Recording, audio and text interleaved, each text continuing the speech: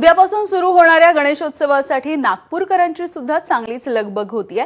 सीताबर्डी इथल्या फुलांच्या मार्केटमध्ये खरेदीसाठी नागपूरकरांनी गर्दी केली आहे। गणेशोत्सवामुळे फुलांना चांगला दर सुद्धा मिळतोय, त्यामुळे उत्पादक सुद्धा आनंदी आहेत। इथला आढावा घेतलाय आमचे प्रतिनिधी तुषार कोहळे यांनी।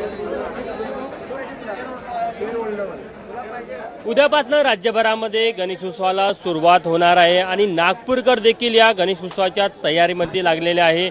जर का तुम्ही नागपूरच्या या फुल मार्केटचं दृश्य बघितलं तर सकाळपासून इकडे मोठ्या संख्येने नागपूरकरांनी फुलं खरेदीसाठी गर्दी केल्याचं पाहायला मिळत आहे।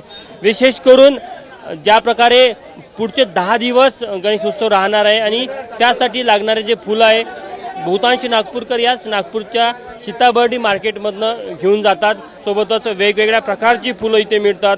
झेंडू असेल, गुलाब असेल, शेवंती असेल आणि स्वतः शेतकऱ्यांच्या शेतातून आलेलं फुलं इथे थेट मिळतात, ताजे फुलं मिळतात। त्यामुळे ग्राहक देखील मोठ्या संख्येने इथे फुलं खरेदीला प्राधान्य देतात। शेतकरी देखील खुश आहे की त्यांच्या फुलांना चांगला भाव मिळत आहे।